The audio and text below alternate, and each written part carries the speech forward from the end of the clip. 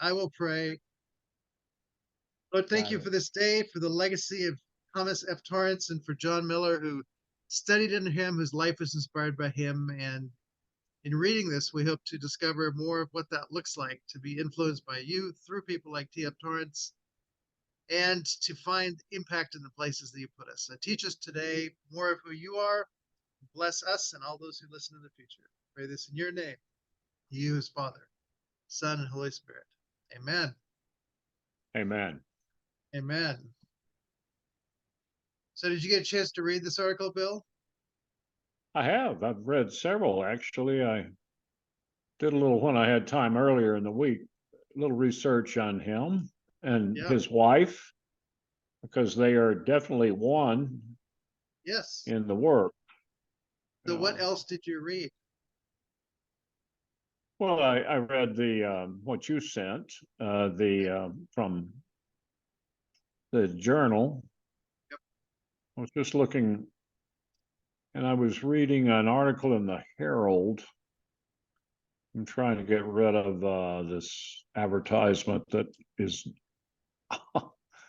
is causing me not to. Okay, a man of God and of the people. Hmm. There are several things in this article that, well, I don't want to steal your thunder. No, no, no, no. You go ahead. You are part of the thunder. So you're rainbow. Uh-huh. Rainbow in the thunder. The clouds come and the light picks it all up and brings the beauty out. So go ahead and say what you This found. is this is dated the year, I believe, of his retirement, and actually the year of Torrance's death, 6 July 2007. It's in the Herald. Um, just the first paragraph. When the retiring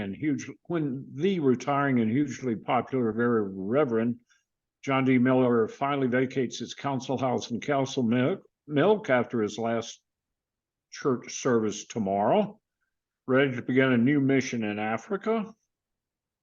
At least 200 hopefuls will be waiting to hear if they're to be its next tenant.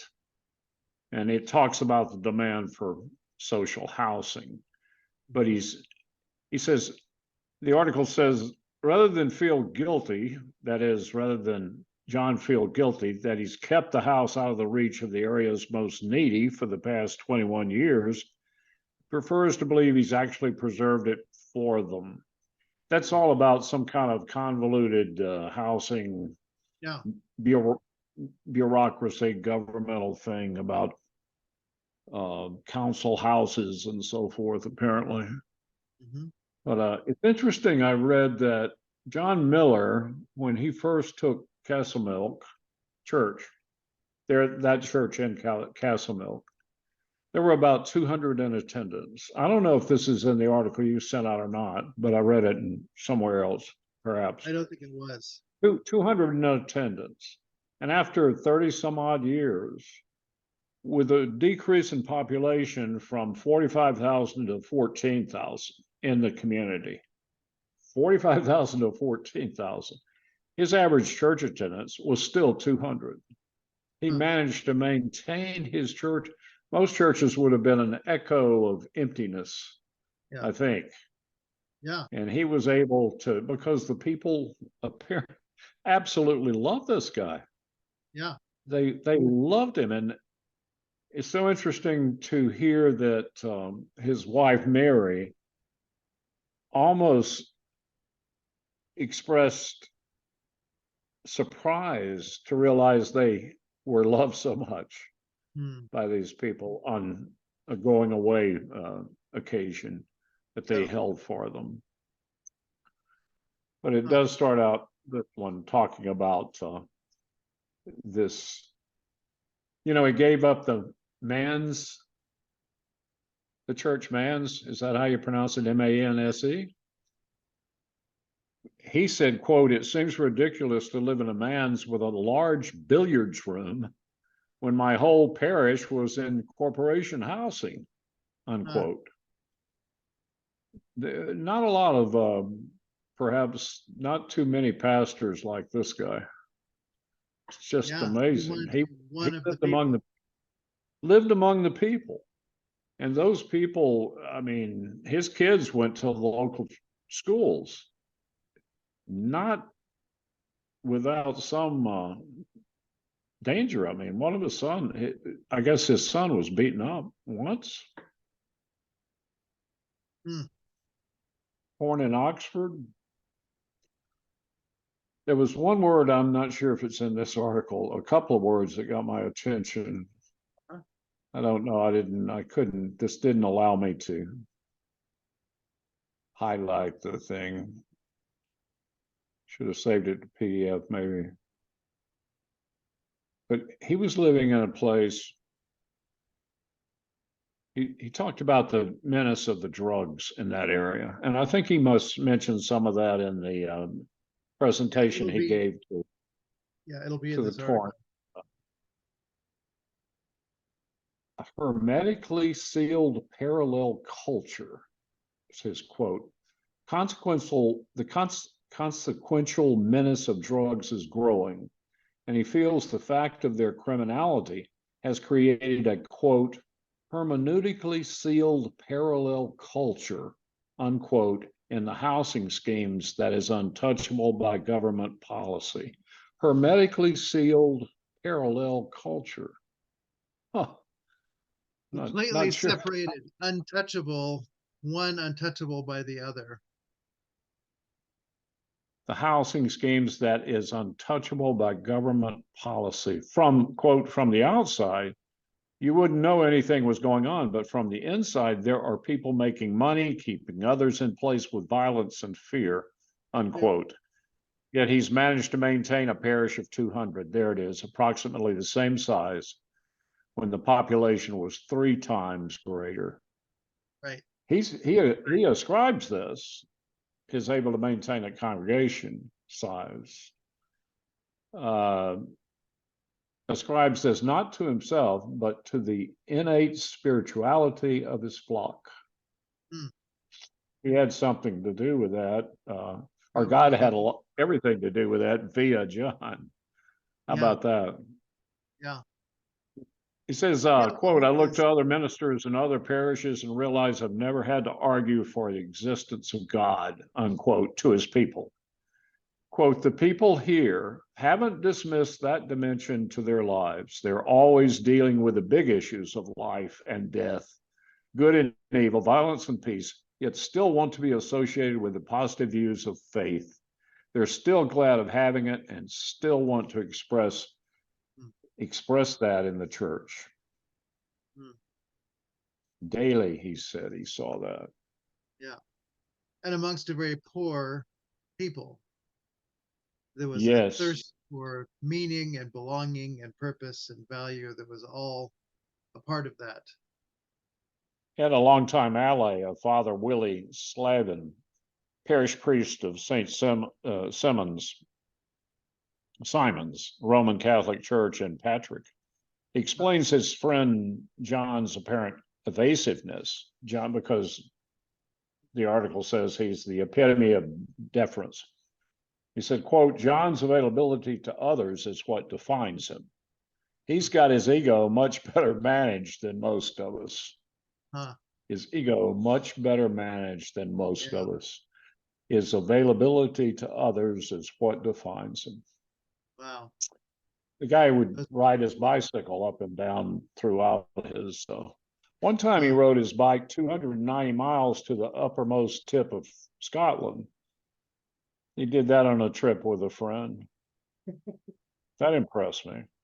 Yeah, he's in good shape. That's and this amazing. Guy apparently is still alive, about 82, something like that. I didn't know how to find him. I mean, it would be interesting to have him on.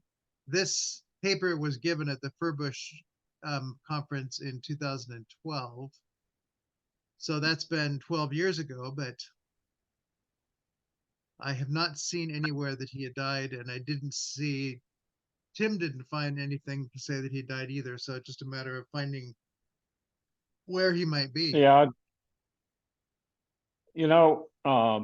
Wikipedia is good for that sort of thing if it has a recent update. It'll show you the update. Are you familiar with that? down at Yeah. the bottom of the Wikipedia. I mean, you wouldn't use it for a citation, but it does have good primary sources Yeah. in some articles. Yeah. You know, in the midst of all that, his children, that's what impresses me. His daughter Sarah is the newly appointed head of research for the Scottish Labour Party. Huh. And there was something about his son in the arts. I'm not sure exactly what it is, but in our society, the church tends to have a conservative role, but I understand my role is to have a solidarity with people who are in the struggle of the human condition. My role is to have a solidarity with people who are in the struggle of the human condition. Hmm. It's a And was it profound. in the article was it in the initial article to Furbish that well, I lost my train of thought there because this thing is live and on the net, and it keeps wanting to give me an advertisement. Uh-huh. Imagine that. Imagine that. Imagine that. What is it doing? So talk amongst yourselves while I figure this out. Oh, here it Yes. is. Well, go Go ahead. ahead. Okay. Yeah, I mean, the nature of who he was, he really embodied incarnational thinking, become one with them, live where they live, struggle with them, his children not separated from, but, fully present and human, open and available. I mean, a lot of that language you could say is reflective of the life of Jesus and his disciples and what he hoped for them to become, that kind of community oriented, community creating persons. You know, he said one of the great dangers in his community is sectarianism. In that community in Scotland, and that's out, I think, I take it to be outside the inner city of Glasgow. Yeah. Yep. But he says that as he departs, the reporter writes, as he departs, does he feel sectarianism is at last losing its sting? In other words, the hatred between the Protestant and the Catholics saturates the area. Hmm. Graffiti with obscene words directed toward one or the other, back and forth, and violence. Hmm. And what they've chosen to do in 2007 was to have two separate secondary schools, two separate, one Catholic, one Protestant. Can you imagine that? No. You know, we used to have that kind of apartheid. I guess you'd call it apartheid. You'd call it what? Segregation in the South Yep. between black and white. But here it is between religions. Yeah. Well, it's two parts of a religion, right? I mean, there are two divisions within Christianity. The great unifier, How's that? Jesus. It's Jesus. They're both Christian, so it's further than just two religions. It's within the one religion, two groups that are unwilling and unable to talk to one another. Right. Two sects. Yeah. Sectarianism is. Yeah. He said, I have seen the havoc wrought when conflict, fueled by religious division, has brought violent death. Hmm. And we all know about Ireland, of course, but Yeah. I had no idea it spread into Scotland, west of Scotland. No, I wish that Tim was still here. It'd be interesting to hear what he sees, both in the Irish as well as looking across the water to Scotland, to see what he Yes, sees of the sectarian dimension beyond Ireland. I was surprised to read that. Yeah. But Miller is recognized as having crossed the religious divide, so much so that one of the new denominational primary schools is to be named after him, while its neighbor, the second primary school, is named St. John Paul II. He's saying that separate schools engenders sectarianism. Quote, I think sectarianism is illustrated in separate schools, not caused by them, unquote. Yeah, and you're Wow. structurally putting in place the division and training kids to live with that division. And so you would think they would pause and after their retirement have a bit of a break. They went moved to Zimbabwe to work with HIV/AIDS victims in a mission hospital. Which is going to be somewhat dangerous also. I mean, again, it's a case of going where the need is, inspired by caring in the midst of people challenged by the struggles of human life, and they go there. Speaking of missions, you remember, speaking of mission, you remember Marty Davis, Yes, Martin Davis, that we had on what last year maybe. maybe 2 years ago. I'm introducing to him. Uh, we're in the process of he's drawing up a proposal. He's looking for funds to make a trip next year or this year back to Kenya. He made a trip in 2003. He wants to go back and he needs money to do that, to buy a ticket. He has Yeah, been using his personal funds because most of the donations he gets, he uses to print the free booklets that he yeah, gives away. So these are people he ministers to out there that he has written that some of whom have never seen a white man and have never seen, there are pastors pastoring who've never been ordained, who, for whatever reason, other missionaries have not reached.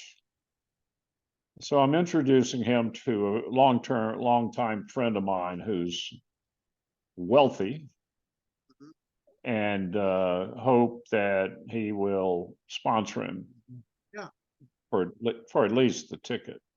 yeah, So yeah. And did you know Martin before we had him on? I can't remember. only by his blog on the web page and Okay, our correspondence, comment section, that kind of thing. yeah, But had never. He's from my neck of the woods in Mississippi, and yeah, he knows people that I know very well. No matter, I think his sister or his sister-in-law is related to the man who was one of the two people that baptized my wife and I in the Jackson, Mississippi church. Martin lives in Brandon, Mississippi, which is an outskirt of Jackson, small town outside Jackson. right, right. So he knows Baxter. Baxter's there. Baxter Kruger is there in that same town, Brandon, Okay, Mississippi. right. So Yeah. that Well, whole he's group, there was a whole. Go ahead. another example of somebody inspired by T.F. Torrance to go to places that a missionary mind and heart. So John Miller and Martin they're both inspired by Torrance. It's easy to lose the missionary part of Torrance's story and just think of him as an academic, but it's clearly there at his core, and it's clearly showing up in the lives of these people who go out to places and do the kind of work that they do. It's remarkable. Remarkable. And God has a special place in his heart for the poor, doesn't he? Yeah, and that was Yes. clearly clear here for John Miller. So I don't know if Tim can respond. We were just noting that um, John Miller was dealing with sectarianism in Scotland. We'd always heard of the Protestant Catholic divide in Ireland, but not in Scotland. And Tim, I don't know if you're there or if you could speak to that at all.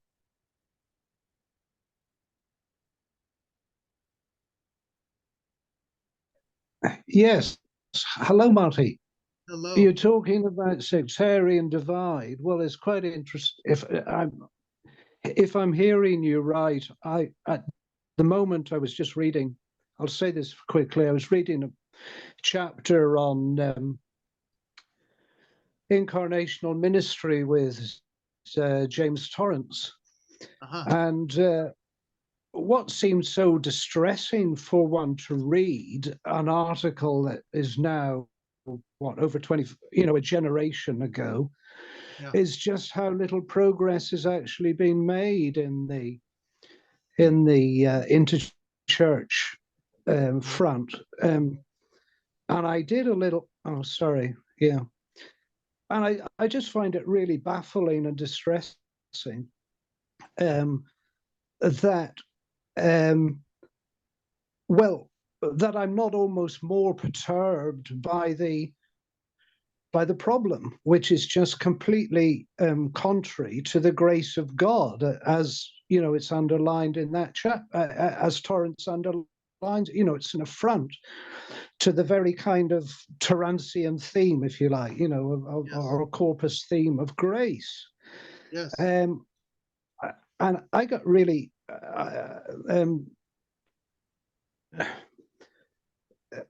I got really agitated about it, not least because I was talking to one of the pastors who saw it as quite normal to consider the fact that the Roman Catholic God is not is so dissimilar from the Protestant God as to be completely different.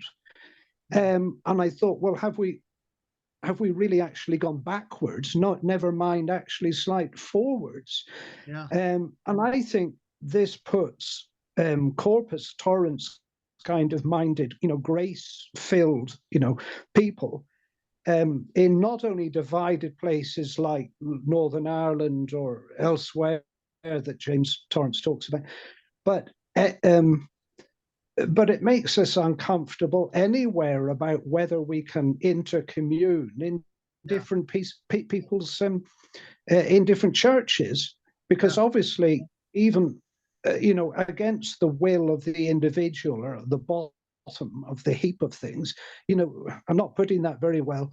Of course, intercommunion as between Roman Catholics and Protestants is not permitted. So I do find the whole thing quite contradictory and dissonance making, to the point of almost kind of feeling terribly anxious and sick and almost sick about whether the book knowledge we have is in any way congruent or in alignment with the possible, if you know what I mean. Yeah. Sorry to have gone on about that, but you do begin to wonder, as between book knowledge and book wisdom and Bible wisdom and corpus kind of learning, whether the gap now between the lie of the land and what's in our heads, as far as what I've just described, is now so great that we're almost, well, I for one feel as if I'm ready to kind of snap. But whether that's a kind of an emotional or a reaction or an immaturity about the whole thing, I don't know. But I think you can possibly sense from the way I'm talking, if it's coming over the way I think I'm coming over, is that there is that one feels as if one is nearly gonna, what did I say, boil over with it, because the space out there in the public sphere to have kind of rational engagement at the level one would like to have rational engagement, as opposed to kind of closeted away kind of academic style or type, minimalistic discussions, is not going to cut it anymore. So perhaps I should just, you caught me by surprise there, but I'm glad, thank you very much that I've had a chance to diffuse a little bit from the agony at times that I feel. And maybe just finally, I'm slightly more perplexed in that my feelings have been cooped up precisely because platforms have not, I haven't sought, platforms out in order to personally engage in the way that this very question is making me do now, as it were. So thank you.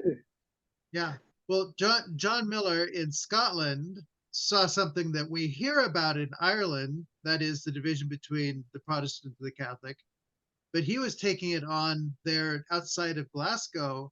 That sounds very much like Ireland. I never considered that Scotland would have the same kind of divide between the Protestant and Catholic. Are you aware of that? Yeah, yes. I mean, uh, uh, but I'm assuming that the same. Yeah, yes, I was. Yes.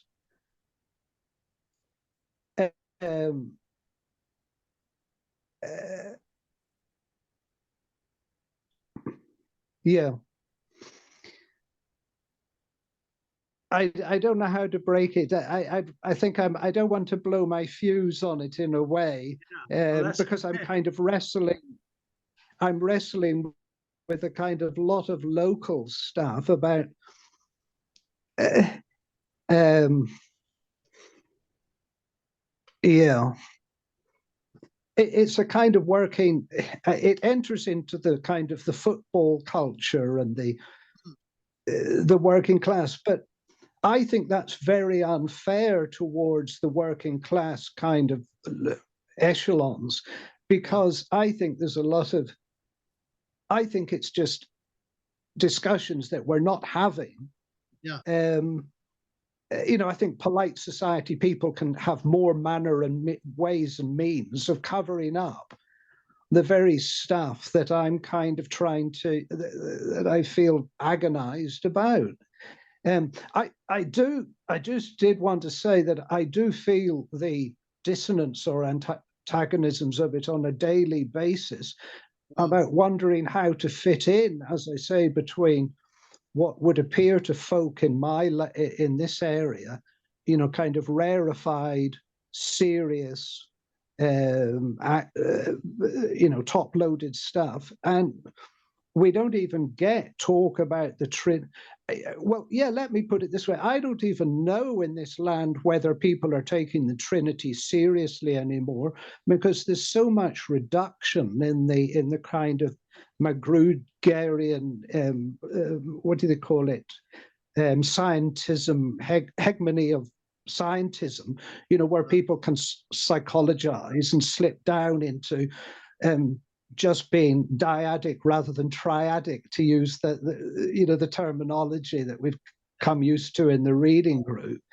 And so consequently, I don't know what kind of mindset people have. And if they are, as I suspect, being reductionistic and speaking psychology to me rather than theology, I kind of either feel I'm going slightly balmy listening to it, or that I need to mirror what they're up to by appearing to be like them, and just sort of slowly stewing in their same milieu and becoming balmy myself, slightly off kilter myself, by deciding, oh, well, we'll not take. Hello? Yep. Yeah, that will not take the Trinity seriously anymore, because there's nobody else who's really, wanting to talk about it at that, and we'll just speak at their level. Which part of Ireland do you live in? Which part of Ireland do you live in? In the north, you see, I would be in the more in the North Belfast, which then. So you've got, the thing about Ireland is that you've got borders and borders and borders, because you've got you've got the patchwork quilt of ethnic differences on the whole of the island. Then you've got a big rush of cultural diffusion, with immigration that's just sort of hit the country in the last sort of decade or so. And then you've got the disparity between with this irregular, bizarre kind of border and EU shenanigans of protocol and having sea borders. There were, difficulties of trade between UK and Northern Ireland. And then you've got the ancestral kind of factional, pseudo-religious factions within the complex matrix of ethnic, historical, what do you call it, dispute, or what do you call it, in the city of Belfast area, of which certain areas are more interface and notorious for their divisions than, because such as the mixed area, such as North Belfast, where there's big, because, or West, but the Protestant, the Falls, Shankill area, and then the area that I'm in, which would have been, which maps very badly onto the sectarian murder statistics, from the 19s, from the height of the Troubles. In other words, you can mark out these territorial areas, kind of. You've caught me on the hop here, but with the kind of statistics for not gun running, murder, and so on, sectarian murders and so on. Yeah. But the generations that it's going to take to change the emotional climate, it's just, even though it's been a kind of generation since the Belfast Agreement, there's places but I mean, I know we all have places that we don't go to, but we don't realize, I think, in a divided society, that there's so many places that out of habit or just for peace of mind, we don't enter into. So although there is a Four Corners Festival in Belfast that gets people crossing divides, but I was just thinking about this today. When we meet up as Protestants and Catholics, it tends to be kind of not so much pop-up churches, but kind of makeshift kind of. It's done under the bishops and the people that the hierarchies, but they tend to be mixing that. You can be that doesn't establish itself because it's not formally endorsed as a and you kind of think, is it a gimmick then when we do meet up, and what can we really talk about, because we're still divided we're still different, we still want to be different in our divisions, if that's not a tautology, rather than say, but hang on, I don't want to be different from anybody else, but kind of thing. So it at so many levels, it kind of beats me about how to be not kind of paranoid about what one's grown up with, and how to feel normal, confident. I was going to say kind of secular, like anywhere else. And then you find that, but everywhere else is not normal either. We all have our. I think what it is, I'd put it this way, that we have been so heavily researched by social scientists in this area that you come to think we almost take pride in this sounds skewed, it's not coming out quite right, but we almost want to be belligerent to one another, to be different, to stand out, because not least because there's a certain element of wanting to be not so much wanting to be trouble to anybody, but we feel pride in the local identity we have. And if that comes at a certain cost or price to annoying other people, well, maybe we don't really care. In other words, we've grown up with a very provocative style of sounding nasty and hateful and so on, but we're doing this kind of, as it were, as a carriers of badges of our identity, because in a sense we're so pleased with our little bit of territory that we've grown up in, you know, our sense of place and history, that I know this is a sort of parody. I know this is a kind of an exaggeration, but there is something in it, I think, that still surprises me in this country, because of course my parents would have come from the mainland over here, so I've had my sense of identity or pride diluted down with their English identity when they immigrated over here 50 years ago in the last century. So I kind of feel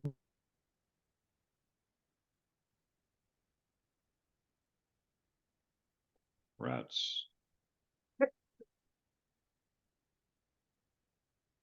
Hello. No. Tim, if you're there, you're frozen. of pseudo chip on my shoulder.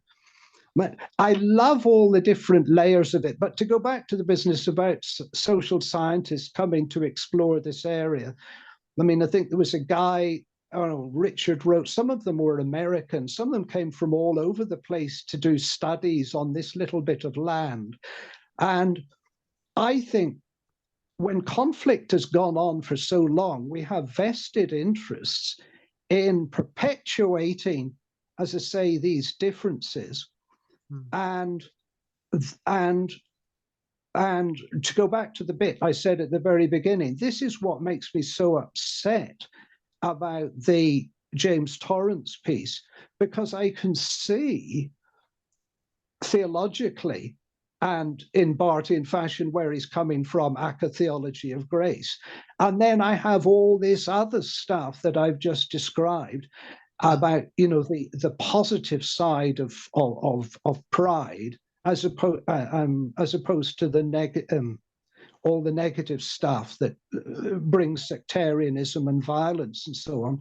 So I'm a very I don't, as I say, I can't push the envelope to Scotland, but I would imagine some of the psychological makeup I'm talking about would be felt by inner city, you know, Scottish communities as well, who absolutely love their sense of rootedness.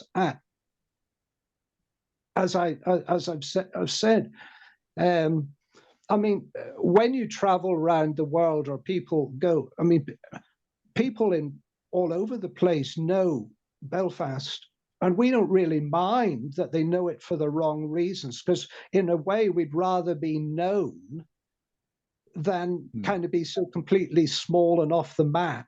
So we're pulling far too much weight for who we are. And I wish post, you know, peace coming, that we could go back to normal, you know, less infamy about what we've caused on the world stage by way of communal violence and so on. Yeah. Yes, but U2 is still singing, and they a lot of that is the Irish struggle, right? But I mean, Marty, it's a bit faint here, but I'm assuming that coming on like this, that this isn't really, that you're not recording this. I'm assuming that this is whatever. I mean, I'm being terribly off the cuff and frank about this, because having thoughts like this is very hard to, it's very hard to come up with anything. I don't know. Very, very hard to come up with stuff that is meaning what I want to say it to mean off the top of my head without any preparation, when you're kind of arcing over 500 years of communal, you know, Anglo-Irish history and so on like that. But well, you're giving a good picture of what it is that John Miller, who wrote this article, lived in. The nature of who he was as a minister was in a community not unlike what you are living in now. So just to show the current state of Scotland and Ireland is likely to still have the same kinds of issues And John Miller, taking T.F. Torrance's work, made a difference in that space. So that is the hope beyond the anxiety that you feel, is Yeah, that this theology does matter. And what James yeah, and T.F. Torrance were able to do did make a difference, and there's still a lot to be done. yeah. But if I could turn the table round, could I ask you, Marty, the question that, given my high levels of anxiety and perturbation or whatever, oh, I've nearly lost it. I was going to ask you, do you see a danger that the gospel can be turned into helping helping the need, helping poor people, rather than it's playing the social economic card, as opposed to leaving the services who are involved in that to do their bit? Is there anything worth saying about that situation? Yeah. Well, I think the nature of The day of going down. Yeah. John Miller raises that question at some level as to, having been trained at Oxford and having been influenced by the Torrance brothers, he went into a parish and he felt like there wasn't immediately a translatable sense, but that he really learned from them how to speak and live in a way that brought Trinitarian theology into the practice of what it meant to be a person who represented the triune God in the context of a poor labor class group of people, and that it made a difference in their lives in some very practical kind of ways that play out, particularly towards the end of the essay that he wrote here. But that it was because of T.F. Torrance and the theology that he learned from the Torrance brothers that he was able to be an effective minister in their midst. And that even his relationship with the Roman Catholics was because he had that openness of spirit that Tom Torrance had, that led him to connect and be with them. So when you learn deep Trinitarian theology well, I think it does have the impact of bringing care and concern, because the life of God is made present by humble servants who aren't celebrating themselves as much as what it means to be servants of a community as ministers, which the word minister means servant. So the nature of what John Miller did, the nature of what J.B. Torrance would do when he would go to Ireland and stand between the wall, stand with the wall and say, this wall has to come down because Jesus is the one who takes down walls, and particularly between Protestants and Catholics who both Yeah, confess well, the same Lord. that's interesting about the walls of division, because Yeah. even post Anglo-Irish agreement, I mean, there's still an awful lot of walls in Belfast, as far as I know, and and to go down the courageous route that Reverend Miller seems to have gone down would, in this country, would lead to an awful lot of oh well, you can't do that, that you would come across an awful lot of kind of evil opposition for doing certain, to be seen to be siding. I mean, there are but an awful lot of things like food banks have taken off, and what we face is a rather strange situation, in that working in that paid work is less able to keep food on the table for people. Yeah. And there's an awful lot more agencies coming in to help people who, there's an awful lot more working, I'm not putting this way, poverty. But then the situation apropos, poverty or disadvantage in America and in Europe or in GB is so different anyway. And it's difficult to talk about these things in any meaningful way when you don't know what the lie of the land of the person, you know, like yourself in your country is really like, because we're used to kind of so much social welfare, you know, almost like Scandinavian countries and so on, maybe, that we're not used to people for whom a wage is no longer, what do you call it, a living wage kind of thing. So the direction of travel socioeconomically is very poor compared to what it was kind of a generation ago, and 2 generations ago, when one wage would have been enough to bring up a family. And I think we just see more and more, never mind the gospel, but sociologically or whatever, the strain on, you know, with, what do they call it? The energy, what is it? What's the thing that's you know, families holding it together, the cost of living crisis. Yeah.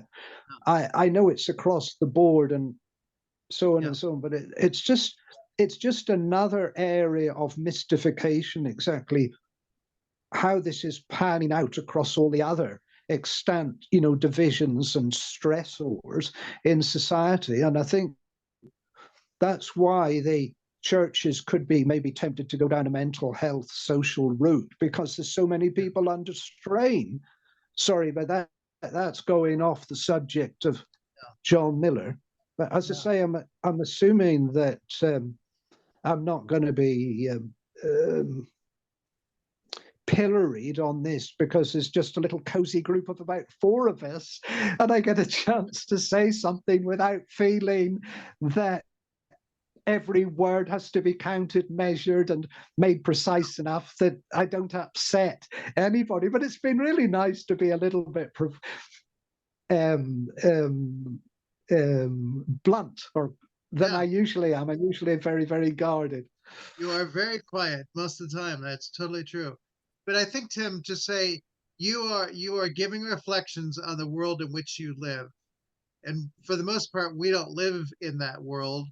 This article about that John Miller is giving us is about a world that is very similar to yours.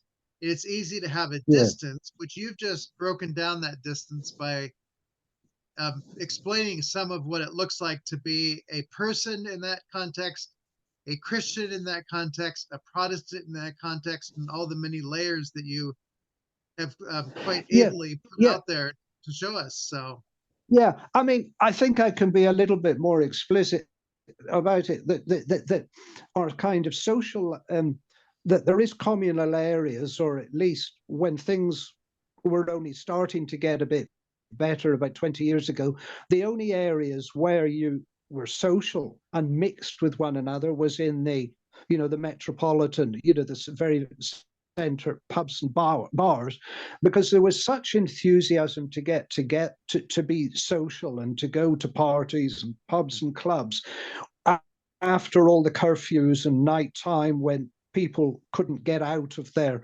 areas and so on.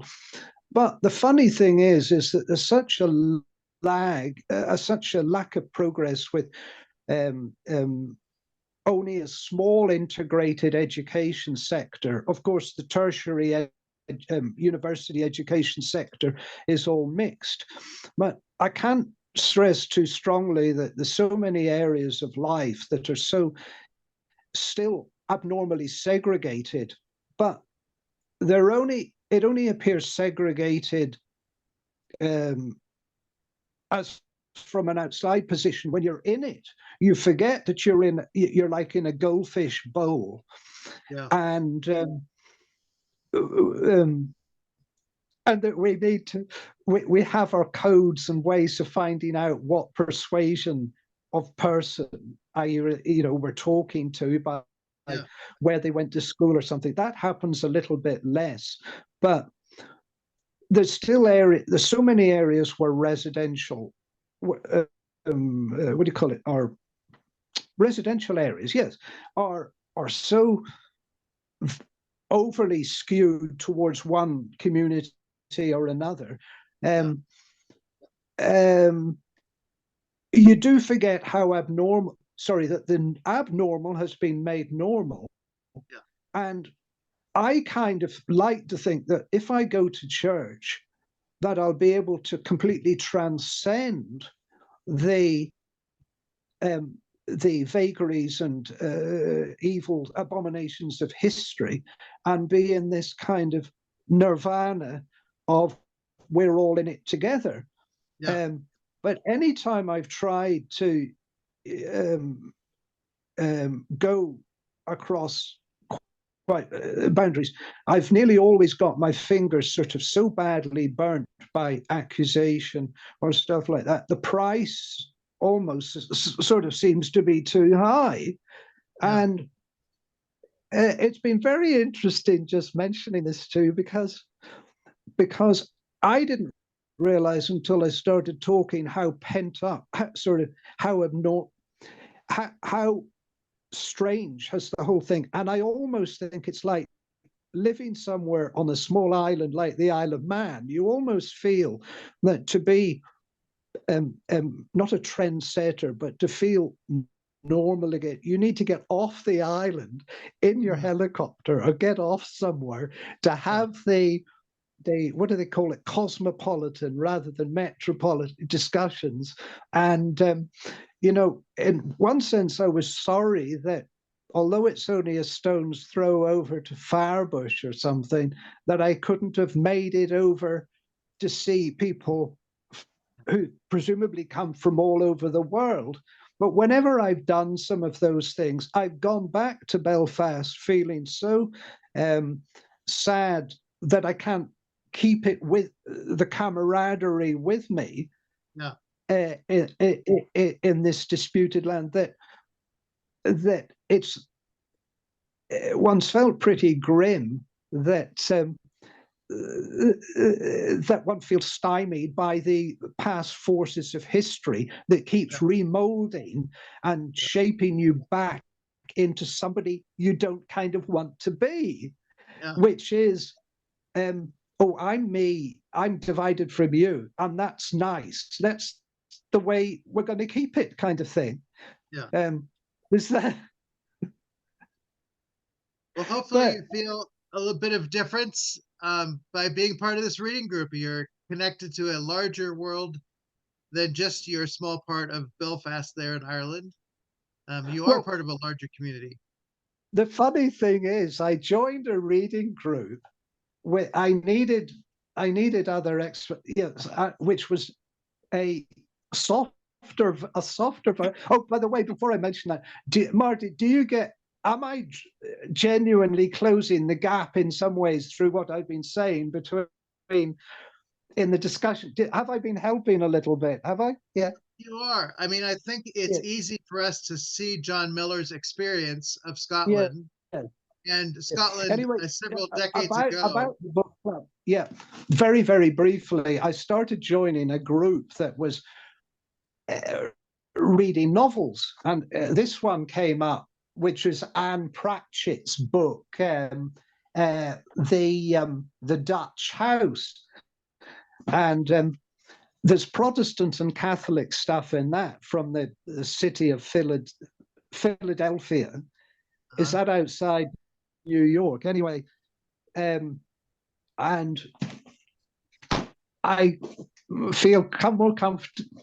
I don't know whether I feel more comfortable reading bad novels or what. But I think I need out. I think I need out of Northern Ireland a bit, because it can all get a bit too much. But the funny thing is, this is the other interesting bit about living here, is that because we get the BBC information coming in, that it's very easy to live with a London-centric view of stuff, because one's listening to BBC Radio 4. And in fact, I would tend to not know locally what's going on unless I happen to hop into a library and get a hard copy, of the local newspaper. So for a lot of the time, unless something local is big enough topic to come on national London, i.e. London news, I wouldn't know really what's happening 3 miles down or in the, you know, in the local councils and stuff like that. Yeah.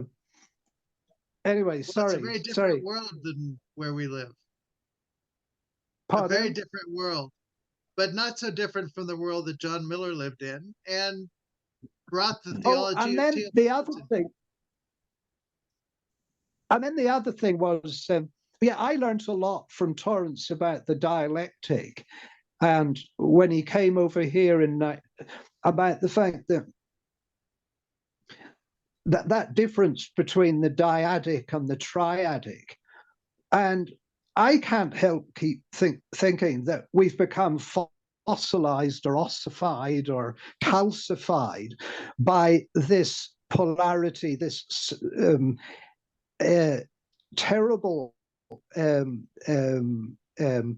either you're a winner or a loser, positive, negative, you know, this duality, yes, this duality of the dialectical. And I'm still searching for kind of the right vocabulary to use in order to say this in proper academic ease kind of stuff. But um, uh, I've been bolstered by the reading group in helping me get beyond the adversarial, the sense that we can all be in this together, because in a divided society, your mental the dialectic or the dialectical is your kind of host, is your false friend, feeding you information about your social insecurity, unless you're dominant or whatever over somebody else. You know, obviously the adversarial. But you can hear in my struggle of language that I'm not, that if language is a game that you pick up by hearing other people speak, then I haven't been party to enough stuff to know how to express a lot of this stuff. And I've just been finding out by chance and error about, as I say, how to talk, because so much of this stuff in divided societies is bottled up in us precisely because we don't have enough safe places to properly talk about stuff, because there's too much power control, vested interests, and division perpetuates itself, because, as I say, dialectically, you can fall in love with division for the sake of division. You just end up in a place of complete madness. Yeah. I think that is true. And I think that it's different in each culture, but you have the same, you have divisions around different issues, and the language that reveals them is different. So you can't know from one to the next what that will take. At some level, you're exactly right that this reading group provides a way of hearing language from different people from New Zealand and Ireland and across the United States. It's not the same on the West Coast as it is the East Coast with the kind of divisions. And yet, to say John Miller brings T.F. Torrance to bear, saying there is a core sense that the theology of T.F. Torrance matters everywhere. And so the nature of the way John Miller lived that showed in a situation very much like Ireland, because the divisions between Catholic and Protestant were so significant. He will raise other issues as well, but they are the issues of the time, and decades do maintain some things that are hundreds of years old, and then there are new issues that rise up. So it is always very complex.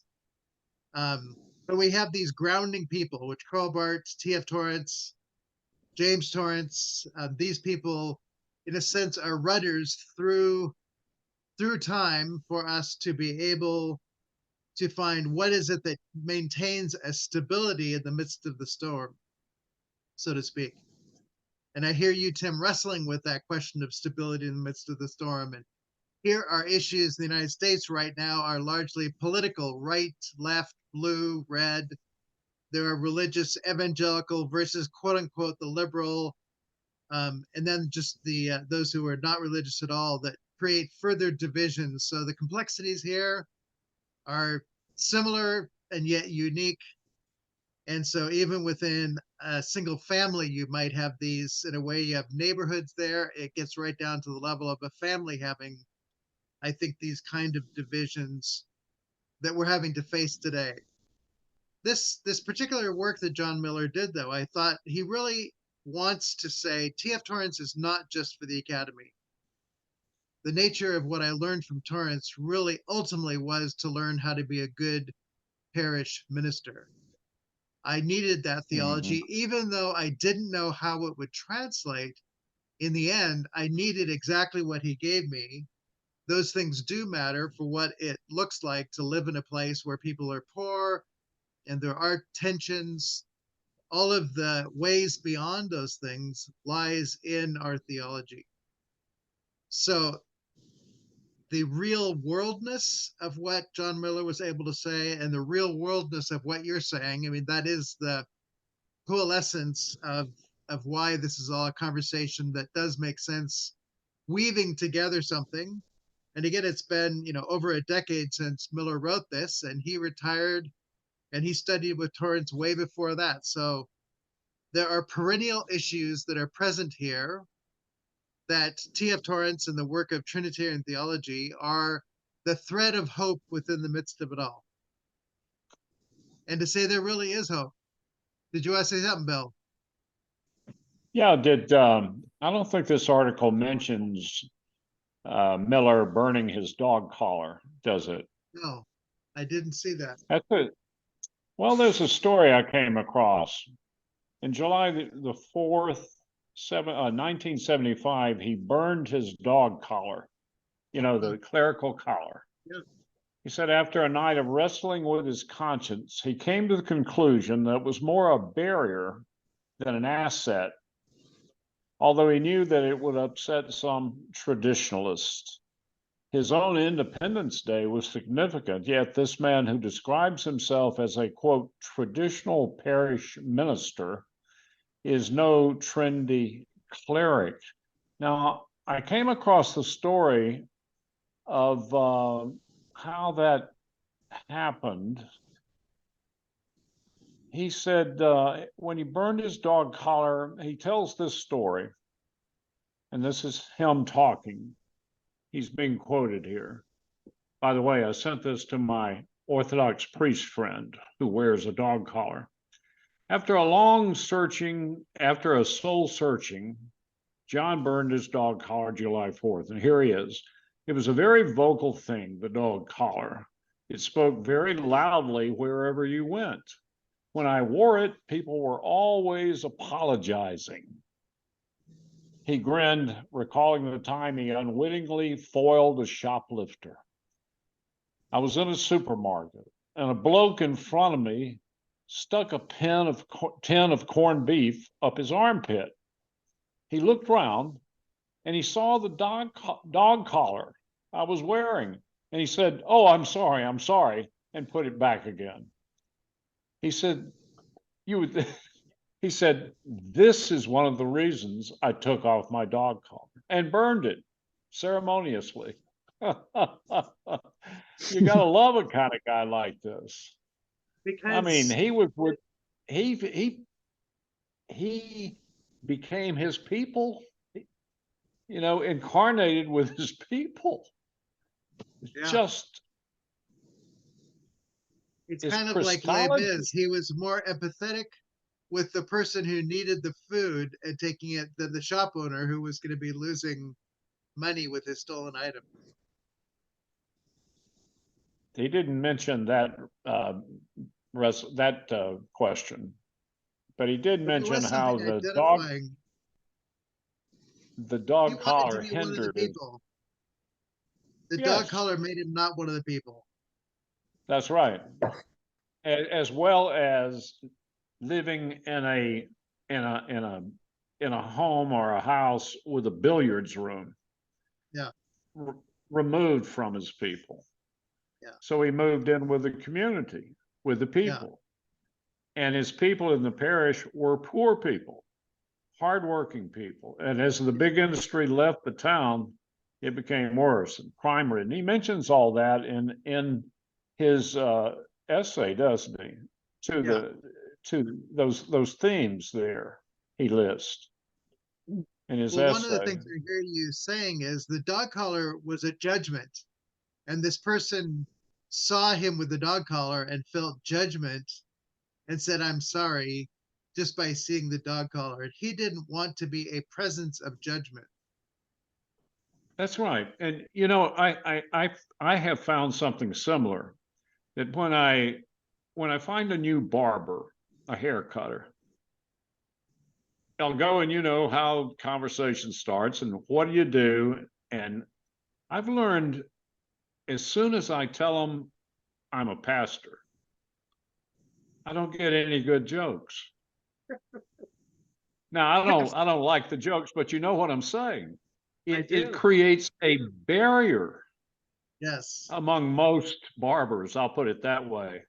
Yeah. I do have one now, though, who is a Christian and who actually prayed for me when I was in his chair the last time. Wow. Now that's rare. That's rare. Yeah. There were several people in the shop, and he just prayed. Remarkable. I've never had that experience. Usually it just shuts down conversation in the sense of honesty, at least to the extent one can be honest. Yeah. Well, in Ireland, they have literal physical walls. We have emotional walls. And even the dog collar was a wall. So he was breaking down walls. He was, by burning his dog collar. By burning his dog collar. That was the wall he broke down. So it took a bit of courage to do that too. I mean, we get the sense in reading the article that he wanted to celebrate not only his courage, but really the courage of his people who were willing to ask, what does it mean to be the church in this place?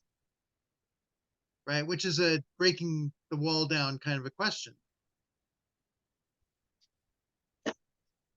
So in his jumping into this article, I mean, his distinction between, you might be expecting me to give you the impact of Torrance's massive scholarly work, but I want to be more personal. And even his desire to be more personal is saying with the reader or the listener there at Furbush, he wanted what he revealed to be something that took even the wall down of Torrance was just an intellectual. So he was trying to bring him down to kind of a real life kind of state. And the nature of his own story with Torrance, of Miller's story with Torrance, was to recount kind of the reality of who Torrance was and to recognize, yes, he went through all the academic legwork to get there, and that he first met him at Oxford. And the historic irony, I mean, he talks about the patristic theology, and who would ever think of somebody on the streets of Glasgow or outside of Glasgow with the poor, that the patristics would be a source for anything, right? And I think many students, I think a lot of schools have dropped their patristic studies because they've lost the dimension of what it would mean to understand why the patristics are so important for Torrance as well as for theology generally. But Miller got it, right? He didn't get it immediately, but he did come to get it. So, and he had these, amazing people, Tom Torrance, James Torrance, and Roland Walls, who at some level incarnated a dimension of what it was that the patristic thinking would do when it lived in the nature of these persons. So part of the whole value of John Miller writing this article is he didn't just give us another academic inroad. He really said Torrance has to matter for the nature of the church, or we're missing what I John Miller, have seen as the real value of deeper the deeper work of what it is Torrance wanted to do. Have you read Chairman Mao's Little Red Book? I have not read Chairman Mao's Little Red Book. Have you? No, but if I had the time, I would look up the chapter he cites, chapter 4, Yeah. on the correct handling of contradictions among the people. He found that was the only, at one point in the life of the congregation, I found that only that book was any help. Which is Now that's amazing. interesting to a Yeah. group of Torrance scholars at Furbush. He cites Chairman Mao's Little Red Book. Yes. I'm loving Well, that. it's I'm part of loving that that. breaking walls down, isn't it? I mean, even people who end up being horrific in many ways, there may be things that they say that triggers thoughts that you've never thought before, because you see that there's something true in what they're saying that breaks down a wall of ignorance, maybe at one level, and leads to a greater understanding. I'm going to check out the little Chairman Mao's Little Red Book out of the library. I have to read that chapter that he cited. He said that's the only thing that would help. The Wow. only thing. Wow. And maybe there are clues in there for us today as well. So that would be very interesting. I wonder When Torrance, go ahead.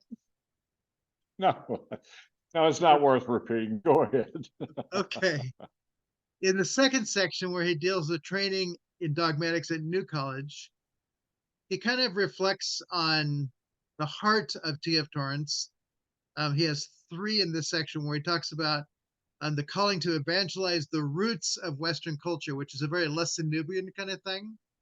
So it's not just kind of preaching Trinitarian theology, it's to really deeply access the problems that are at the root of Western culture, which individualism, dualism, I mean, these kinds of themes of an impoverished kind of science in Newtonian forms and all those needed to be taken on. And to see that evangelizing piece is at the root is just a very interesting thing. And then secondly, his quest for a harmonious relationship between science and theology. He saw these as 2 great competitors for how we live in a world where there is truth claims going on.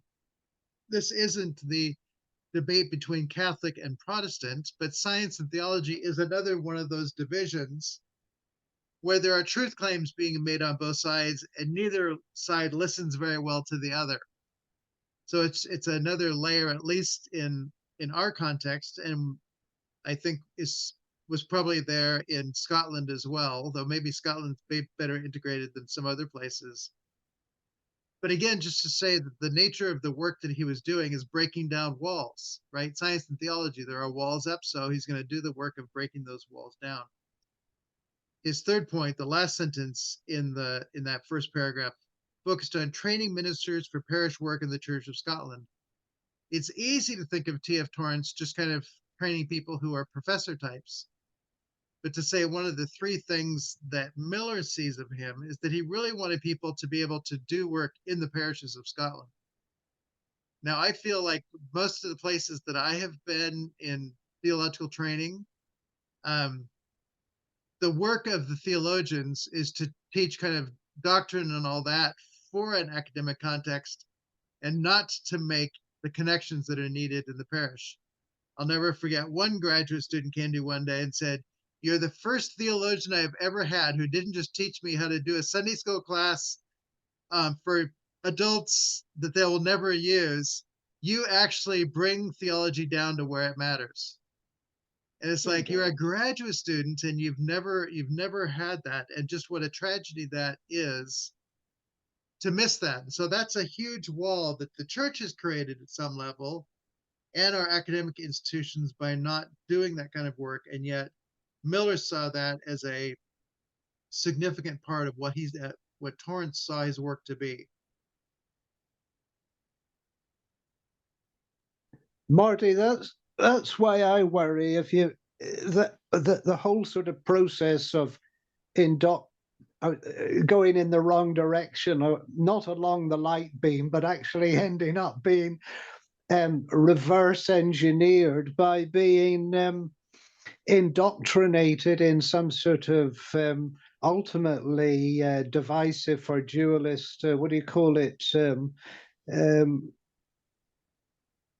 Oh, I've suddenly lost the word. But anyway, that you just end up going against the whole, where you don't want to, yeah, what, sorry about that.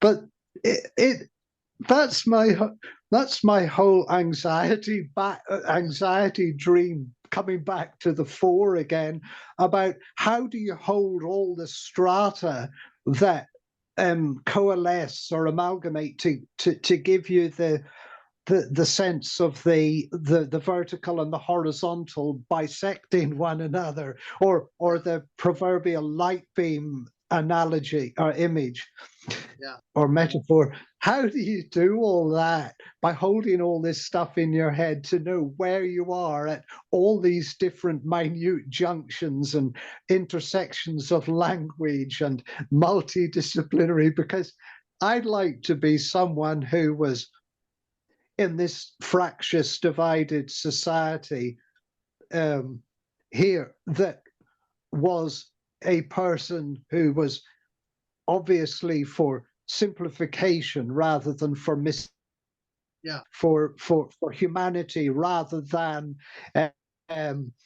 belligerence, and for the fruit of the spirit rather than all the ills of society. But everywhere I keep running to is counterintelligences or forces of opposition, which seem to thwart the joy that we could be sharing together of everything that I've kind of cherished or extracted from the reading group, and want to run with everybody else in speaking.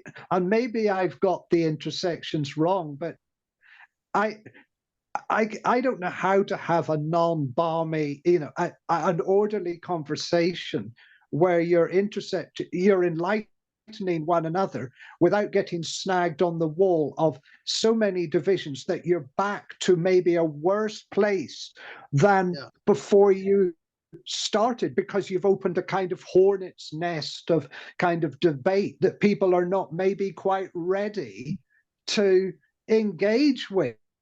Like even the church pastor man who I was never quite sure was operating on the Trinitarian ground and grammar of belief, or whether he was operating at some kind of level of the monad, or just some unnameable transcendent realm, or whatever, you know what I mean? And that came as a result of the Molnar thing that made me almost more fractious, because I want to know what platform people are speaking on, and if they don't divert to the Trinitarian, I'm assuming that they are that they might be wanting to instigate division quicker than I'm able to sort of say, hold on a minute, something. So I didn't put that very well. No, finding a place beyond the divisions. That's, I think Torrance wants to do that. J.B. Torrance, that was his life's work, was breaking down walls with apartheid, and in the South, the black-white divisions, in Ireland, the Catholic Protestant. J.B. Torrance is breaking down walls everywhere. But it's always the same place that they all go. It's going to the person of Jesus who breaks down the walls. So when somebody implies that they're for one side or another side, well, there's a place outside of the sides, and that is the place of saying, I just allow my understanding of who Jesus is to inform my thinking, and the Jesus who I know, who's here and cares for, without taking sides, cares for all these people. I stand with him, and so with him I come to know the challenges of people's life, to listen, to hear, to speak a word of understanding to the degree possible, and to not take sides, which even, whoever is without sin cast the first stone. That is a call to not taking sides and saying that that is not my place. Where are your accusers? Well, they're gone. Well, neither do I accuse you. I will not put up a wall to break you, is another one of those foci. So the ground and grammar of theology for Torrance is the person of Jesus, not as merely a theoretical belief, but as the one who is the very ground of the life of the God who loves, who gives God's self in the person of Jesus, who removes what gets in the way. The cross is the removal of all the judgments and accusations of humanity against one another, and says, whatever is in the way between us and between you, I come as an act of atoning for that and bringing forgiveness and reconciliation, bringing together that which is broken apart. So Torrance's theology, I think, lives by the profundity of never defaulting to any sides. It was George Dragas at the end of one year of the T.F. Torrance lectures at the AAR who said, the only way we're going to come together as Orthodox, Protestant, and Catholic is to get back at you being unified in Jesus. Any other position of church structures, how we do baptisms and Eucharist, none of those are going to bring us together. It will only be by uniting our thinking again and beginning to think out of and submitting to the one living Jesus. Anything else will put up more walls and barriers and going in different directions. So I think Dragas is right. Yeah. But unfortunately, one can be freighted on with a high degree of frustration, because your expectation is that through corpus knowledge that the walls will come down, whereas you can find what I'm finding is massive opposition from the cherished positions of enormous indoctrination of hand-me-down religion that or background stuff that people have, tradition, the heavy weight of tradition that people are bound to, and won't give up without great struggle or cost, or I wouldn't even use the word persuasion. I'm not going to be able to do. Anyway, it's just I find indoctrination. I find that the more I meet religious people, the more indoctrinated they are, and the less able, or the complete incapacity to be able to think for themselves. And this comes back to another one of my points, was that because I was brought up atheistically or agnostically, I was given such a dose of disbelief that I was able to, I didn't come with any significant, I came with significant atheistic baggage, but that was of no obstacle to, compared with the baggage that religious folk in traditional divided societies have, where the vested interest in being ultra believing whatever, even if they are Protestant, even if they are secular Protestants or secular Roman Catholics or whatever, they're holding on to tradition is just like glue. And so I'm still in a quandary about how to get rid of this unhealthy, massive frustration and anxiety, so that faith can walk and talk in the way that you present, Marty, that you present articulate Trinitarian language, because you can get through to us because we tune in voluntaristically, or whatever the word, willingly. But I'm around a lot of people who have already shut the door and made up their mind, and at the same time as being injured by people who want to be judge and jury of me in the court of, in the kangaroo court of their, judge and jury pontificates, because they're just ready to bring me down so that they can dialectically come up. But it's difficult. I hear that. Yeah. It's a wonder that I hold on to any, but yeah.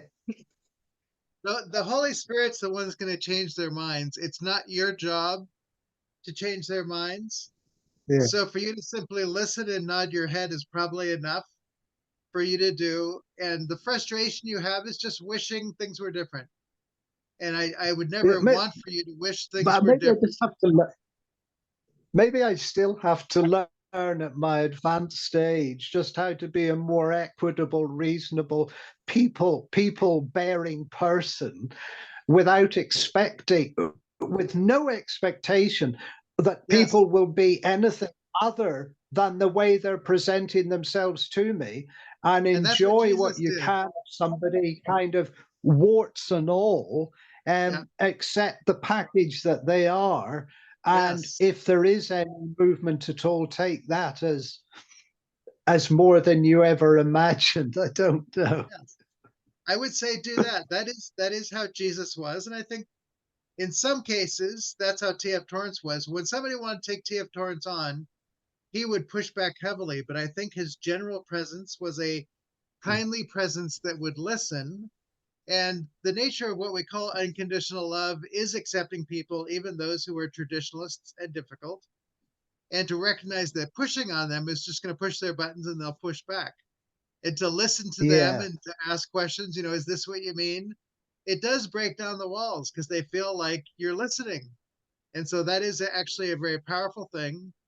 And our expectations are the easiest thing to set us up for all kinds of conditions that they should meet our expectations. So to what you just said, to drop your expectations, to listen well and accept that they are who they are and where who they are, may be what unconditional love looks like for you and maybe your avenue forward.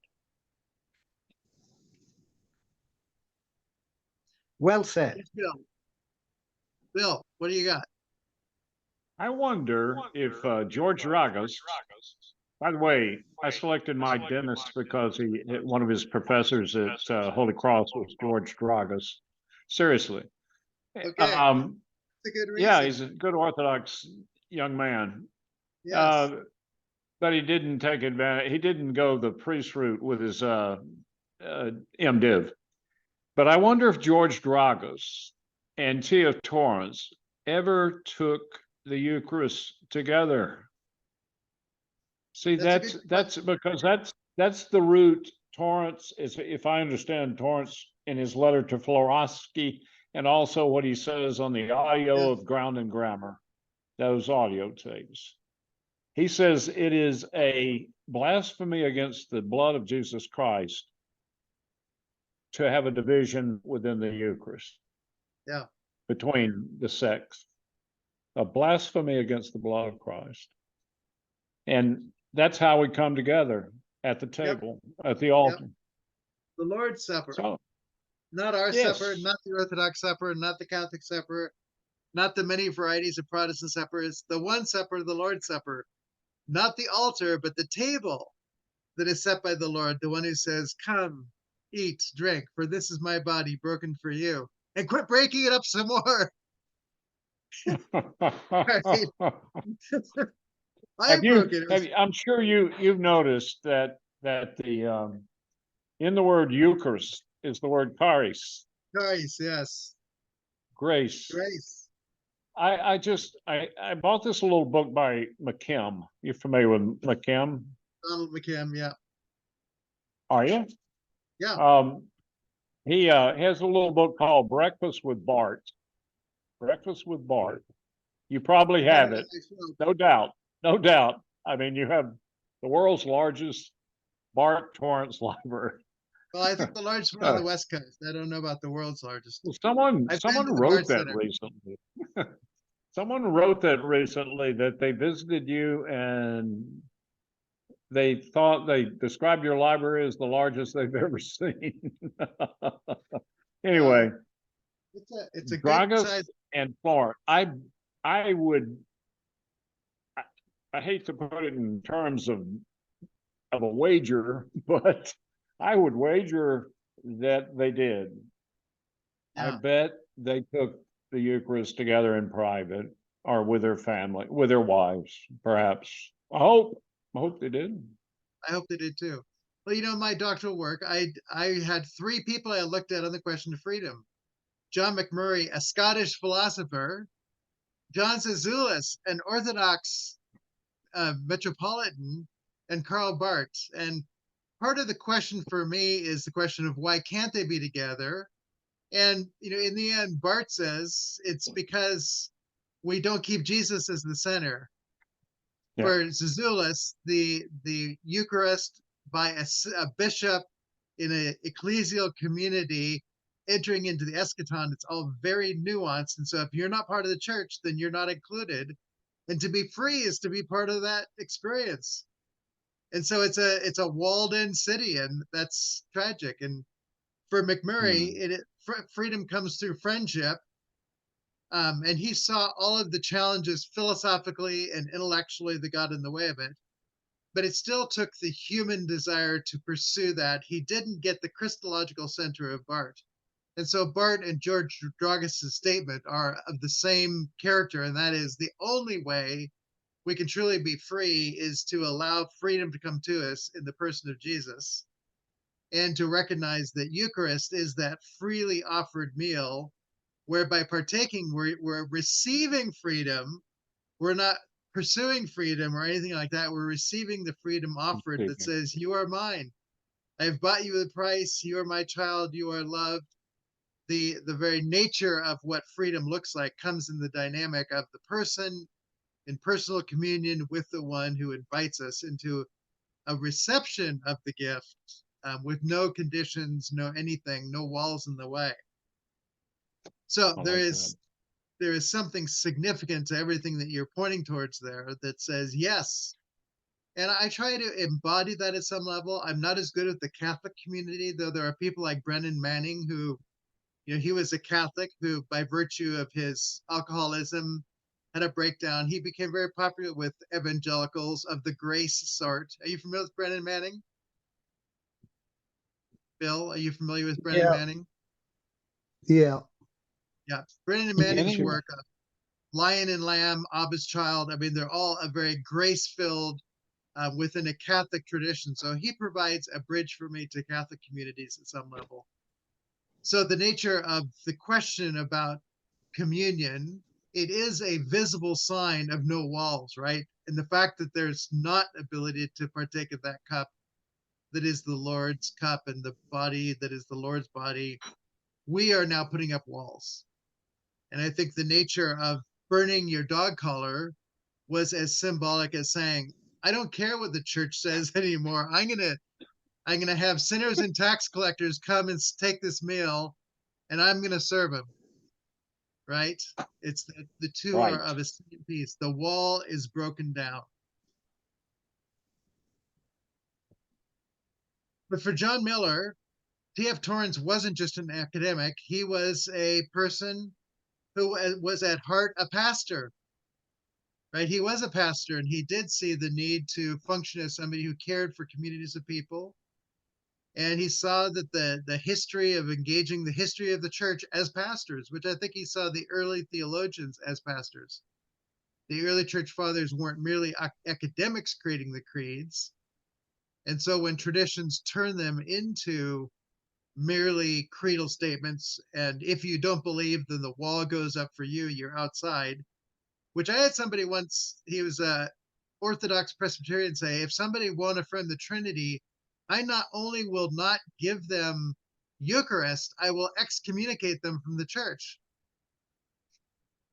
It's like, wow. Yeah. So, I mean, the Orthodox Christians the Orthodox Presbyterians are to the right of even the PCA, Presbyterian Church in America, which is pretty conservative and doesn't allow for women to be ministers. So, I mean, to the right of that, you get the Orthodox Presbyterian. So he had a level of doctrinal walls that were there not only for Eucharist, but for even being part of the church. And it's like, yeah, but that Trinity is the one that's pursuing this person. The Trinity is the one who offers the cup and the bread. The Trinity is the one who gathers this community together. Who are you to build the wall? I mean, that's kind of the question, right? we had Yes. an ending cover. I was actually reading through Calvin's Church Dogmatics with this person, and at the end we had a burger meal at a place, and my wife came to that, and she said he came up to her and said, I disagree with your husband on all kinds of issues, but I really like him. Yeah. And I took that as the victory of I never let the doctrinal issues get in the way of him experiencing me as somebody who could listen and recognize the difference and not let it put up a wall. And I think that is the challenge of living that space where our doctrine doesn't get in the way.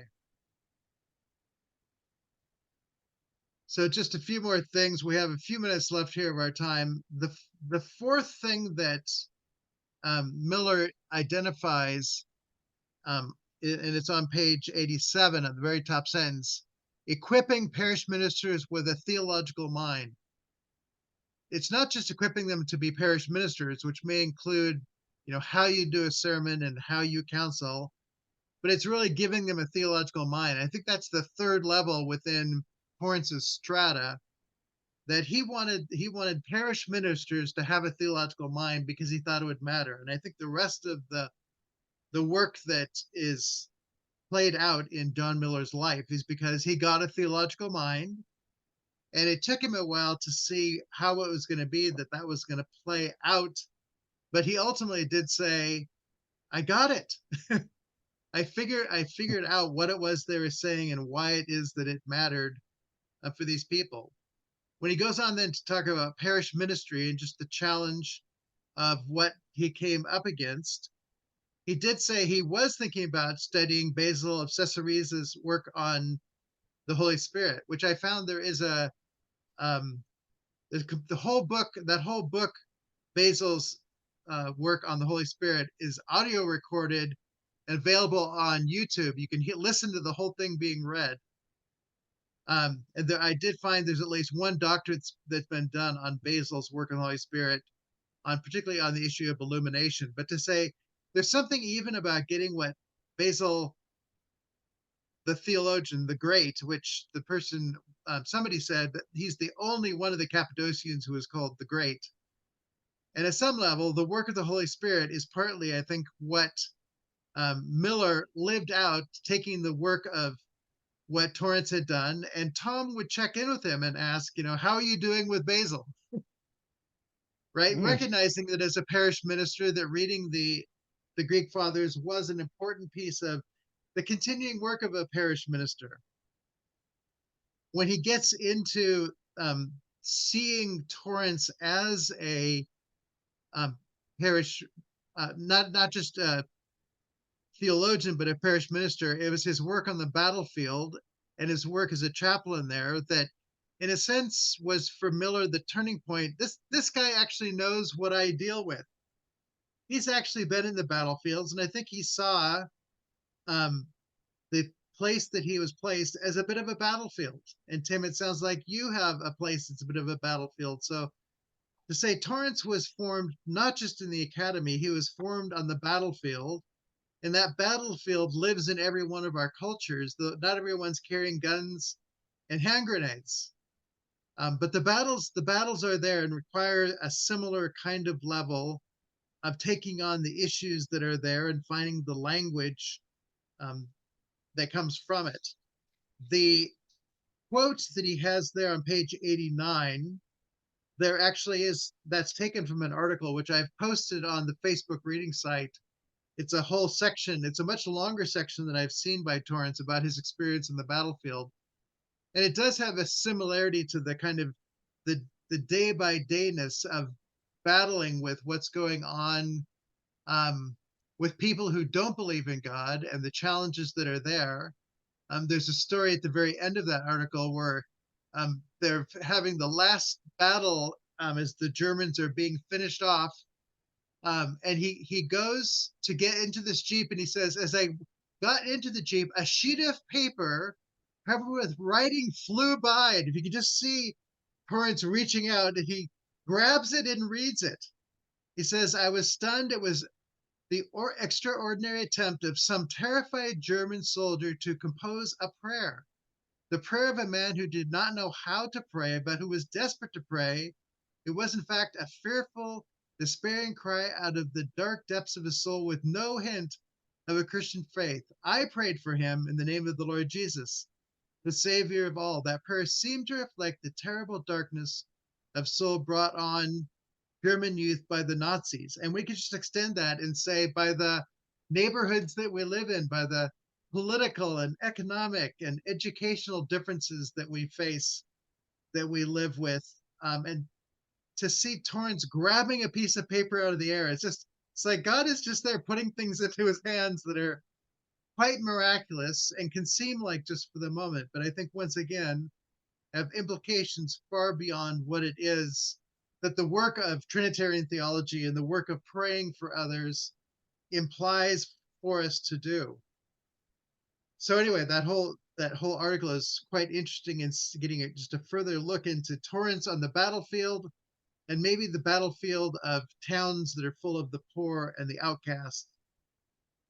His Bible study that he began with, who again took a while to get to where they could understand basic questions about the Old Testament and the New Testament, and what about this God of the Old Testament? We just don't understand it. But he ultimately got to the two natures of Christ, that the one who is God is also human.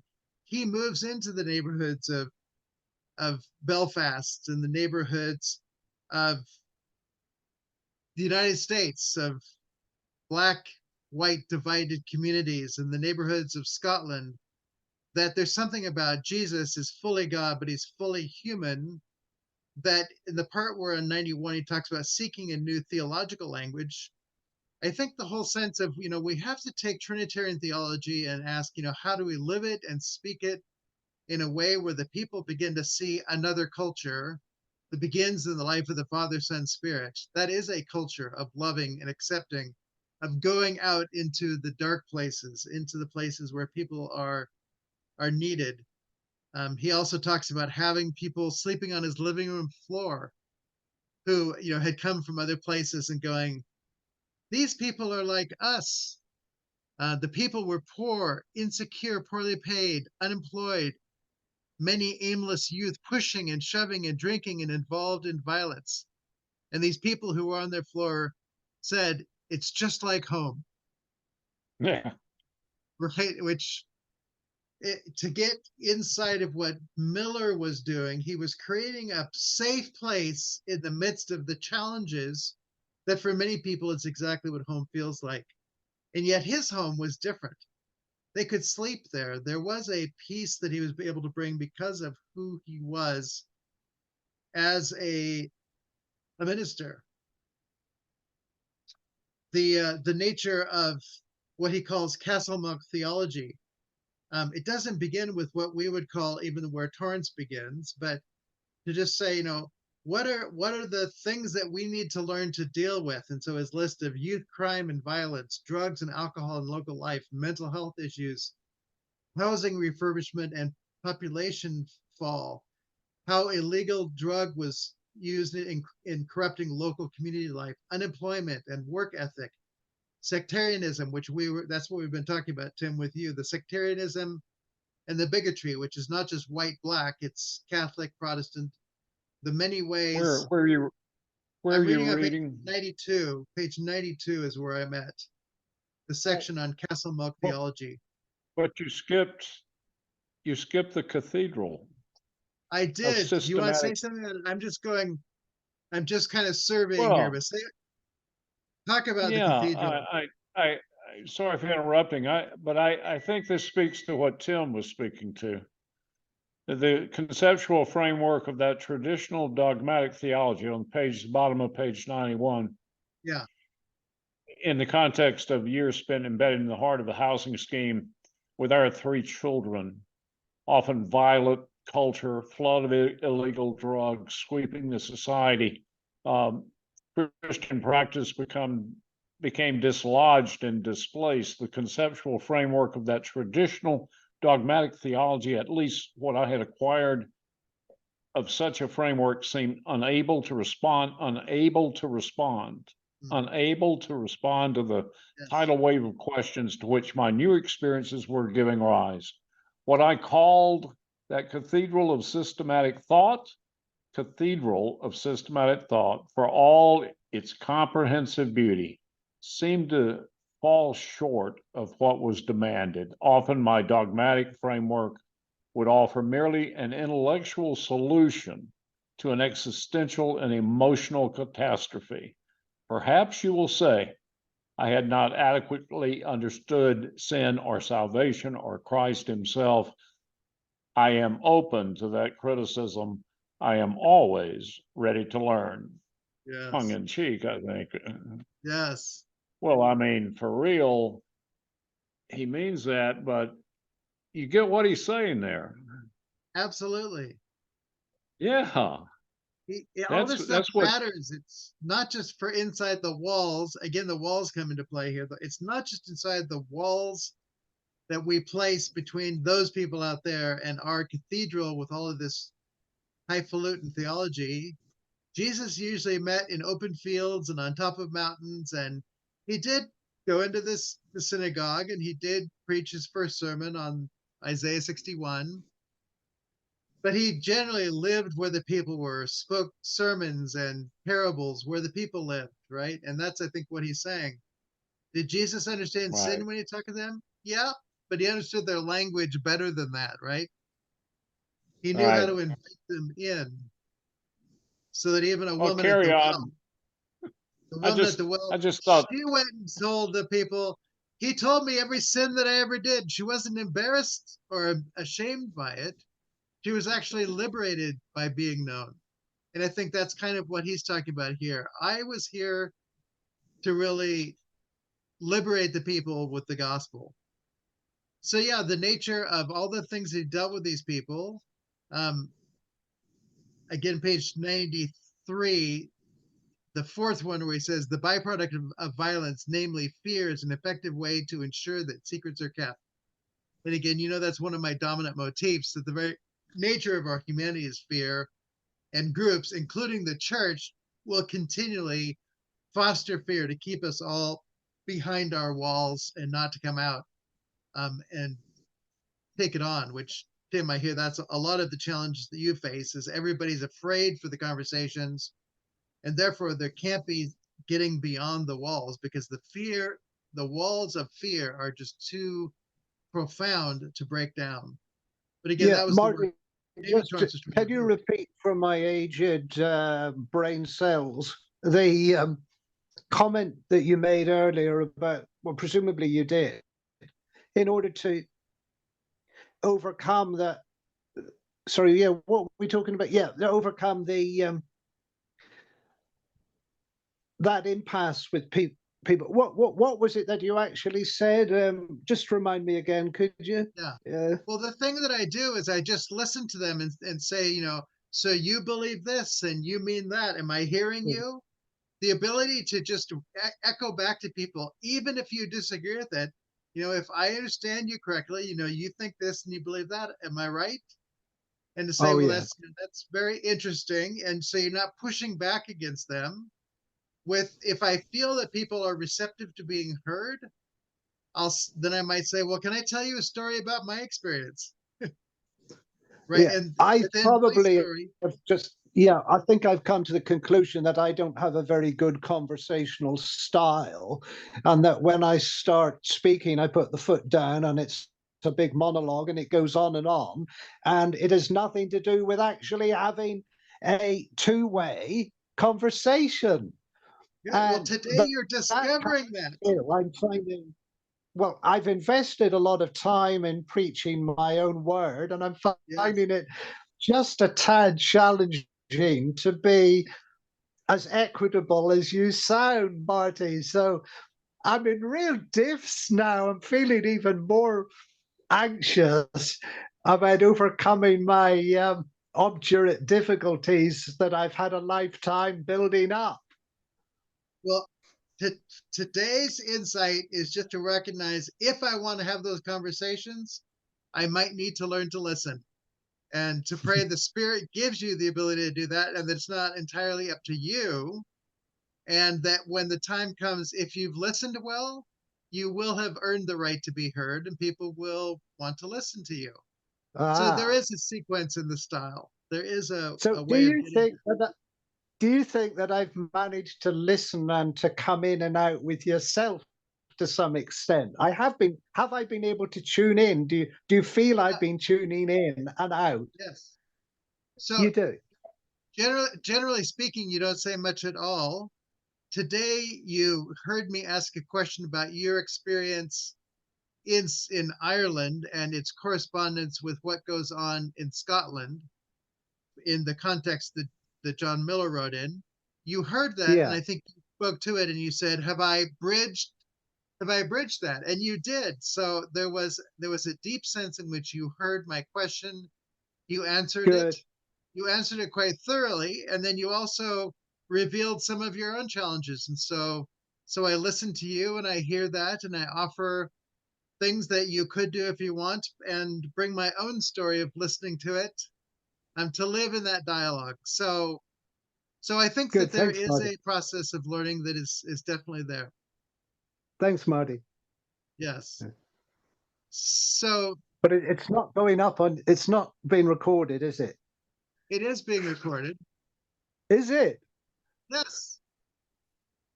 You weren't here in the beginning when I offered you to pray at the opening as well, but you didn't respond. So I Yeah. didn't know where. Do you know why I didn't? I completely lost confidence because I hadn't got my wheels going. And that's totally fine. I listened to the fact that that might be the case, and so we just continued on. Unstoppable. See, we just don't let walls get in the way. And so lack of confidence, oh, that's no problem. We'll just go on. No walls. Yeah. Confidence issue. So confidence is a whole nother. We could do several sessions on confidence as well. Yeah. So That would be good from a. from a Torrancean perspective, Yeah. the Yeah. the place to get with confidence is Leslie Newbegin's book, Proper Confidence, which I think is really Ah. Right. based on a Torrancean way of understanding. But proper Right. confidence does build Excellent. the bridge that we need. So that's the book that I go to on discussions of that. The application, and we'll just wrap up with two last comments here. I think the application of the drug thing is that ultimately a woman steps into a place, in a public place where drugs going on, saves a man's life probably, and when asked, why did you do that? It was because the theology of living in a contested place, standing for what is right, being willing to lay down their life. I mean, it was all theology in practice, right? And all of the intuition of it came from having read the Bible and really learning to have an intuition of how to think and act at the practical level out of a rootedness in the life and presence of the Jesus witnessed to in Scripture. So, that's the profoundness of what it comes on page 94, which some people might say, how does somebody get there in their theology? Well, it's lived theology. She did what Jesus did. She followed Jesus into the difficult place to stand for the life of another, literally risking her life. The page 95, the final section he goes into there is just talking about the nature of the arts and this friend and having a conversation about Jesus, and then ultimately the nature of art itself, that art had primarily made Jesus divine by virtue of gold, which the poor people had no access to. So they just didn't have images of Jesus that really reflected the divine and the human. And so coming up with paints that worked in the history of art allowed for something that showed both the divine as well as the human Christ. And this ultimately ends up being an art show, which again, the nature of that art show, the long quote there on page 96 mentions the painting, The Two Trinities. And I've posted that on the Facebook page as well. And again, you've got the Trinity of Father, Son, Spirit, with Jesus being the human, also the Joseph, Mary, and Jesus there. And so to see those things visually and doing a public art show talking about the issue of seeing Jesus, is just quite seeing salvation. And it's particularly seeing Jesus in the fullness of that. To see that just having conversations bringing people into the arenas where that can make a difference, in this case, the arts. It opened up to a community and thousands, 360,000 people came and visited this exhibition. And it's, art playing out the dual nature of Jesus. It's playing out what Torrance had put out in front of him long ago, but it was brought to a community. And I don't know, how big Glasgow is, but I mean, that's a lot of people. They came and had some contemplation on this. And so I couldn't find any published works. This is quoted, quote number 3. There is a Seeing Salvation in the Image of Christ in the Pastoral Review, which you may be able to find that somewhere, Bill. If you do find that Pastoral Review and the reflection that's there, it might be interesting to have a further reflection on what it is that's there. It looks like it's an article within that. So anyway, to say that the nature of a minister who goes to a difficult place in Scotland, and when he retires he goes to Africa to help with HIV/AIDS people, and he and his wife are still out there living out a theology that was grounded in Torrance's life, and it's in community development, it's in social concerns, and it's in the arts, and just living as a gospel presence that will not let walls come up. And so to say Torrance gave him that, and the gospel gave him that, is to recognize something that I think this essay uniquely brings to us: the full spectrum of the rainbow that happens when you get Trinitarian theology that comes out to play wherever light needs to be, and it could just be profoundly practical and life-giving. And it is Jesus showing up in all those places, and it is something that is Trinitarian theology. Though people may not have the doctrinal statement, they're experiencing the grace of God in the places that God's grace comes, meets us, and brings healing and life. Indeed. Matt, you haven't said Amen. anything. Are you there, or you're just, your name's there? Looking for his dog collar. He's looking for his dog. I would, I just printed this off and was reading through it because it sounded so interesting, and so I was reading through it as you guys were sharing that, and Yeah. just came to What'd the you very think? section you were talking about when what you were talking about. So yeah, that painting and that, boy, talk about bringing it down on the ground level.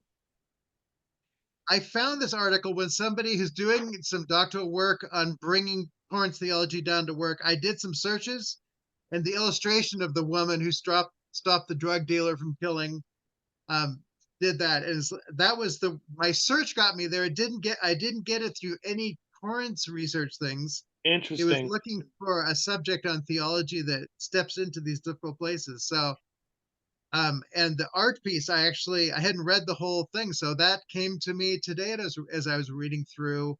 It's a bit Jeremy Bigby-ish, but beyond even Jeremy Bigby, and an offering for a community just by virtue of somebody having a conversation that opens up that possibility. So Yeah, and I guess he gave the paper at Furbush.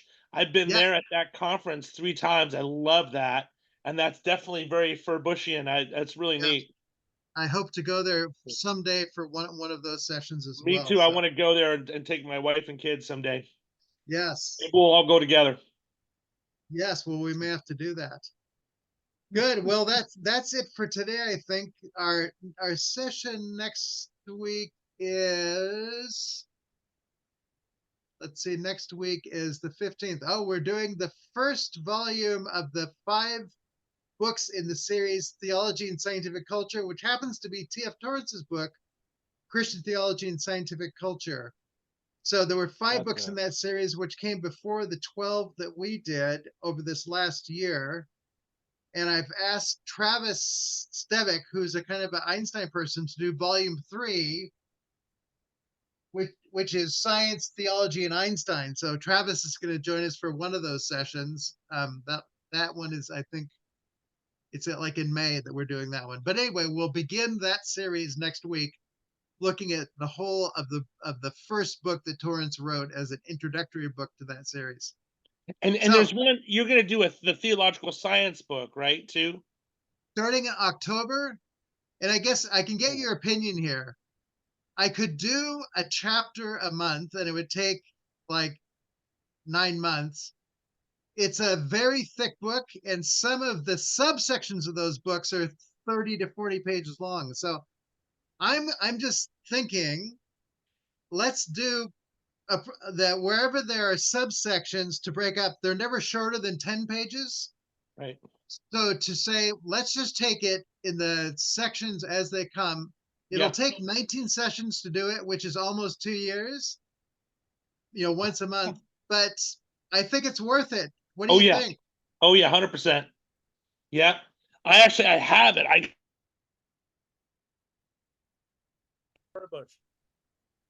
There you Bob go. There you go. Bob Walker had it at Furbush, so I picked it up.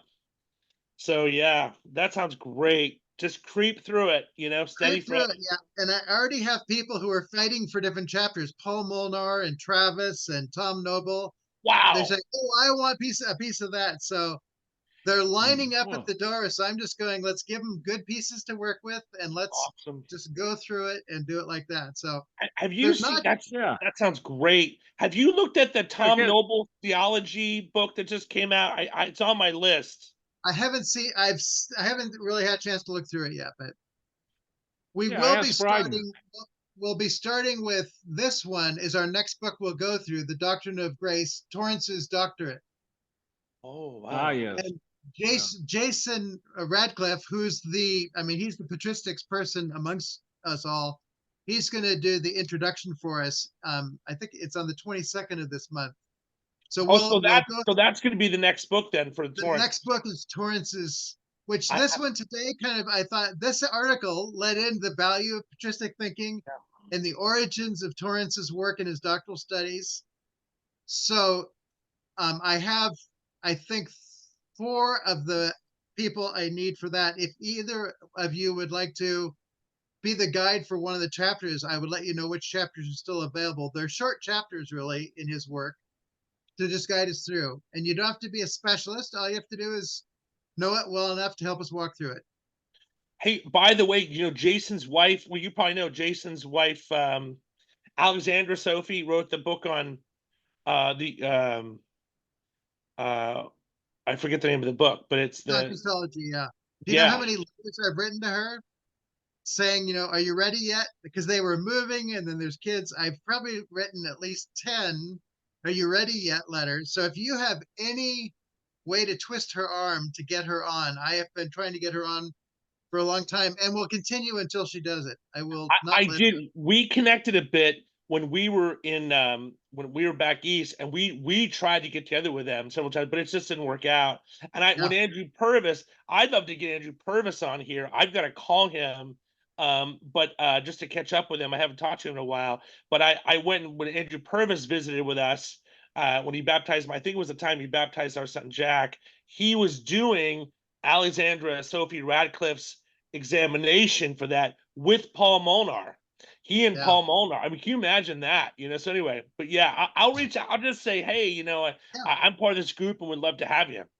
yeah. Anybody you can get who's in the field for conversations, I will just schedule them in.